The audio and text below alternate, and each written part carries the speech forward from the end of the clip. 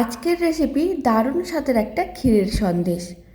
নমস্কার, আমি রুমি, আপনাদের সবাইকে আবারও একটি নতুন রেসিপিতে স্বাগত।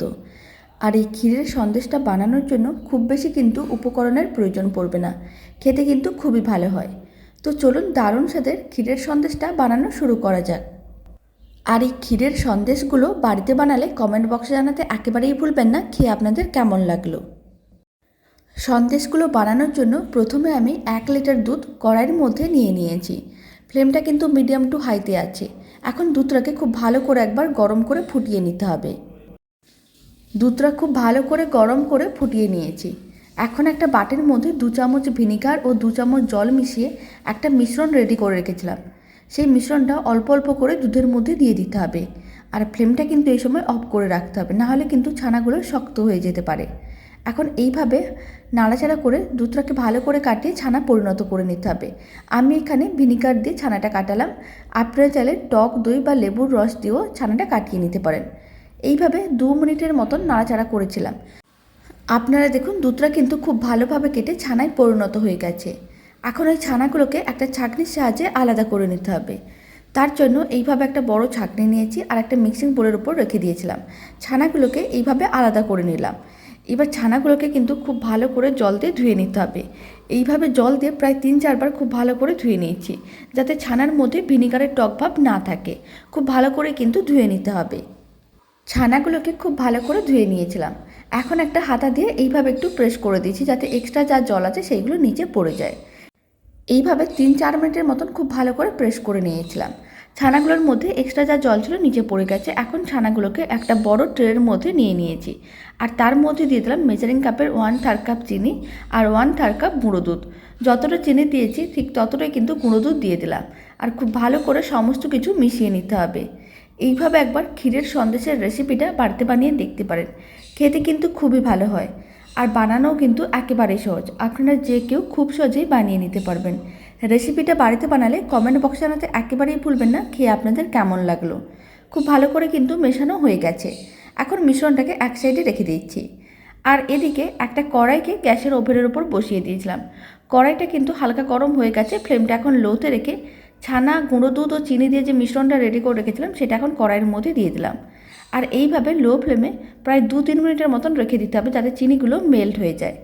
2-3 মিনিট এইভাবে রেখে দিয়েছিলাম, চিনিগুলো কিন্তু মেল্ট হয়ে গেছে। এখন ফ্লেমটা মিডিয়ামে করে দিতে হবে।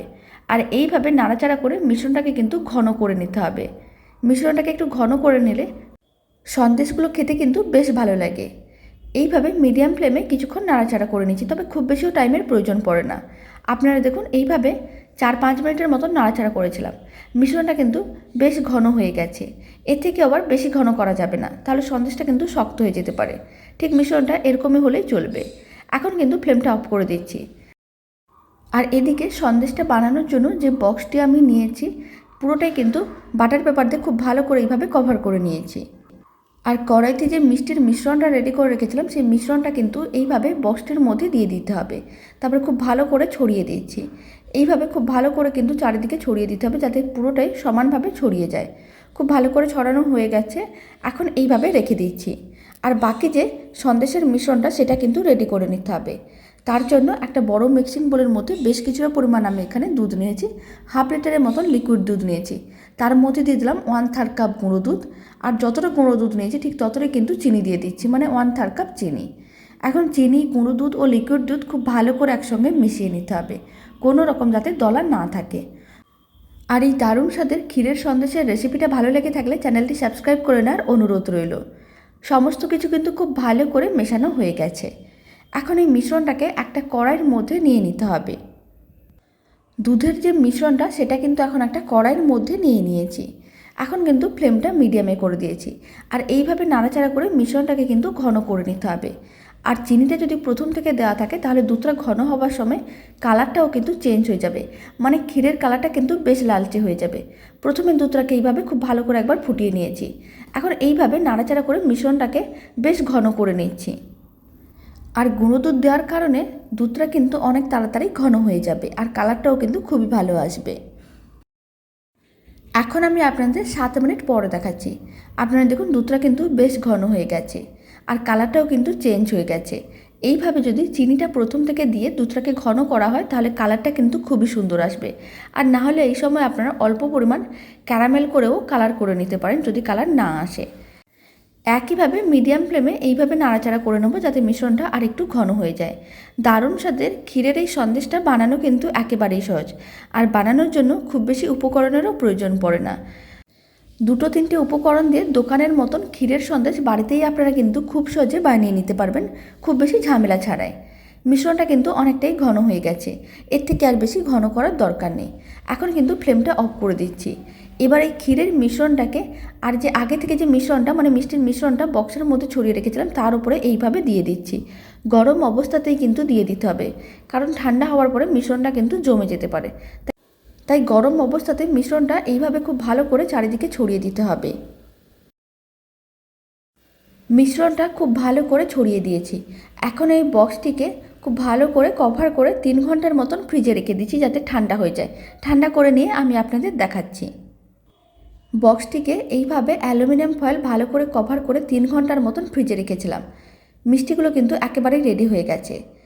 এখানে আমি অ্যালুমিনিয়াম ফয়েলটা কভার করেছিলাম, আপনারা চাইলে যে কোনো প্লেটে ও ঢাকনা দিয়ে এইভাবে রেখে দিতে পারেন, তাহলেও কিন্তু মিষ্টিটা খুব সুন্দরভাবে রেডি হয়ে যাবে। এবার বাটার পেপারটাকে এইভাবে একটু টান দিলেই কিন্তু মিষ্টিটা খুব সহজেই উঠে আসবে। তারপরে বাটার পেপারের সাইডগুলোকে এইভাবে আলাদা করে নিচ্ছি। আর এই মিষ্টিটা দেখতে যতটা সুন্দর হয় খেতে কিন্তু তার থেকে অনেক বেশি ভালো হয়। বাড়িতে একবার বানিয়ে দেখতে পারেন। বাড়িতে বানালে কমেন্ট বক্সে জানাতে একেবারেই ভুলবেন না। আপনারা দেখুন কি সুন্দরভাবে দুটো লেয়ার কিন্তু আলাদা হয়ে আছে। এখন মিষ্টিটাকে এইভাবে প্রথমে লম্বা করে কেটে নিচ্ছি। এই ক্ষীরের সন্দেশটি বানানোর জন্য আমার 3টি উপকরণের প্রয়োজন পড়েছে: লিকুইড দুধ, গুঁড়ো দুধ আর চিনি। আপনারা চাইলে শুধুমাত্র দুধ ও চিনি দিয়েও বানাতে পারেন, তাহলে একটু বেশি পরিমাণ দুধের প্রয়োজন পড়বে। আর গুঁড়ো দুধ দেওয়ার কারণে মিষ্টিটা কিন্তু অনেক তাড়াতাড়ি হয়ে যায়। মিষ্টিটাকে এইভাবে প্রথমে লম্বা করে কেটে নিয়েছিলাম, তারপরে লম্বা অংশগুলোকে আবারও হাফ করে এইভাবে চৌকো পিসে কেটে নিচ্ছি। সমস্ত মিষ্টিগুলো একইভাবে চৌকো পিসে কেটে নিয়েছিলাম। এখন একটা প্লেটের মধ্যে সার্ভ করে নিয়েছি। আপনারা দেখুন মিষ্টিগুলোকে চৌকো পিসে কাটার পরে মিষ্টিগুলো দেখতে কিন্তু আরও বেশি সুন্দর লাগছে। আর এই দারুণ স্বাদের ক্ষীরের সন্দেশের রেসিপিটা ভালো লেগে থাকলে আপনারা যদি ফেসবুক থেকে রেসিপিটা দেখছেন পেজটিকে ফলো করে নেওয়ার অনুরোধ রইল। আর ইউটিউব থেকে দেখলে চ্যানেলটি সাবস্ক্রাইব করে নেওয়ার অনুরোধ রইল। পাশে থাকা বেল আইকনটি প্রেস করে নেবেন নতুন রেসিপির আপডেট সবার আগে পাওয়ার জন্য। এবার আমি সন্দেশটা কেটেও দেখিয়ে দিচ্ছি। আপনারা দেখুন সন্দেশটা কতটা দেখতে সুন্দর হয়েছে। আর সন্দেশটা খেতে কিন্তু তার থেকেও আরও বেশি ভালো হয়। আর এই দারুণ স্বাদের ক্ষীরের সন্দেশের মিষ্টির রেসিপিটা বাড়িতে বানালে কমেন্ট বক্সে জানাতে একেবারেই ভুলবেন না খেয়ে আপনাদের কেমন লাগলো। তো চলুন ভিডিওটা আমি এখানেই শেষ করছি। আপনারা সবাই ভালো থাকবেন, সুস্থ থাকবেন। আপনাদের সঙ্গে আবার নতুন রেসিপি নিয়ে দেখা হচ্ছে।